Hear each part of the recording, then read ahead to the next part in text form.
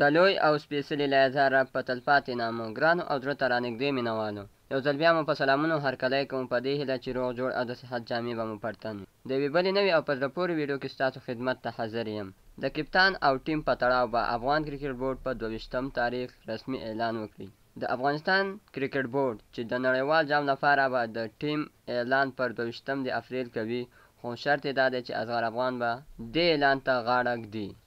د کرکټ بورډ خبري ویبپاڼې ته ورکړل شوي معلومات ښیي چې د نړیوال جام د لوبو لوبډلمشري به اصغر افغان کوي او مرستیال کپتان به یې ګلبدین نایب وي. له نړیوال جام وروسته به اصغر افغان د شل اوریزو لوبو کپتاني کوي او ګلبدین نایب به د ورځنیو لوبو کپتان وي. دا پریکړه په سویلي افریقا کې د کرکټ بورډ د مشرتابه او همدارن د افغان لوبډلمشر اصغر افغان ترمنځ شوې ده، که څه هم د اصغر افغان له لوري تر اوسه دا خبر نه ده منل شوې.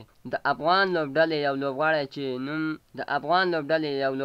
چې نه غواړي نوم یې واخیستل شي، خبري ویبپاڼې ته ویلي چې په لوبډله کې سخت ګډوډي ده.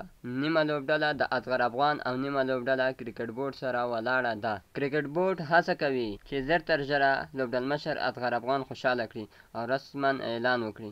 د کرکټ بورډ مشر عزیز الله فضلي او لوبډلمشر اصغر افغان 4 ورځې وړاندې سویلي افریقا ته ولاړل چې اصغر افغان هلته پاتې شو او ښاغلی فضلي بیرته دوبۍ ته راستون شو. په دوبۍ کې د کرکټ بورډ مشران له پخواني چارواکو سره لیدلي چې د راپیدا شوې ستونزې حل لار راوباسي. ګرانو او زړه ته رانږدې مینوالو، که مو ویډیو خوښه شوې وي لایک یې کړئ او که مو لا هم زموږ چینل نه وي سبسکرایب کړی، ضروري سبسکرایب او په خوا کې ورسره د بیل نشان ووهئ تر څو زموږ د راتلونکو ویډیوګانو په باره کې خبر درکړل شي. والسلام.